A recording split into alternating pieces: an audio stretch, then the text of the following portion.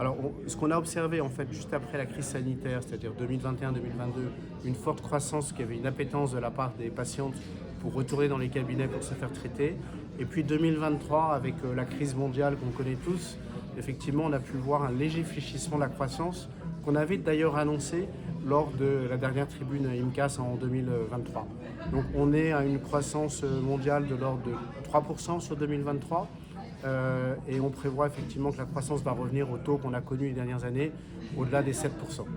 Mais c'est plus qu'un effet de rattrapage, puisque on a dépassé le niveau de 2019, si j'ai bien compris. Alors on a bien sûr dépassé le niveau de 2019, parce qu'effectivement si on regarde les statistiques depuis 15 ans, on remarquera qu'on est pratiquement chaque année à des taux de croissance proches des 10%, des taux de croissance annuels proches des 10%. Qu'est-ce qui tire le marché mondial aujourd'hui? Ce qui tire le marché mondial, c'est que effectivement, je pense que les industriels ont fait beaucoup d'efforts pour faire connaître les techniques et les technologies aux côtés effectivement des praticiens et des établissements, des cliniques, c'est clair. Aussi les innovations technologiques qu'on a pu voir, une offre en fait en matière de produits, une offre de qualité et une offre qui est nombreuse. Alors, on le voit aussi ici à l'IMCAS avec le nombre d'exposants et de sociétés qui sont là. En revanche, vous notez une stagnation des équipements à base d'énergie, donc les lasers, les appareils à lumière pulsée, la cryothérapie. Pourquoi? Alors, ce n'est pas forcément une stagnation de la demande, parce que les chiffres que je vous ai présentés, ce sont les chiffres en fait de vente de ces équipements. Simplement, ce que ça démontre, c'est que pendant les 2 dernières années, 2022-2023,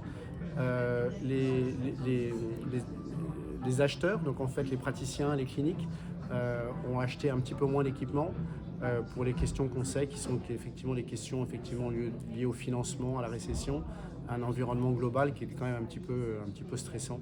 Où en est le marché français dans le Alors contexte? le marché français, il suit cette tendance mondiale et européenne.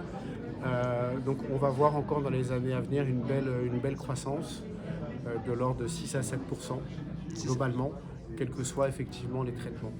La France se situe comment? Est-ce qu'elle est un peu en retrait dans la croissance mondiale ou Non, elle n'est pas en retrait, elle suit la tendance, la tendance générale et avec toujours, je dirais, une forte demande en particulier sur les produits injectables. N'oublions pas aussi qu'il y a beaucoup de technologies, en fait, beaucoup de techniques en fait, qui ont été inventées en France. Par exemple, en matière de produits de comblement de rides à base d'acide ionique, il y a beaucoup de choses qui ont été faites ici. Et que la France est un joli berceau en matière d'innovation. Et d'ailleurs, c'est pas pour rien que le plus gros congrès mondial de la profession se tient ici à Paris avec l'IMCAS.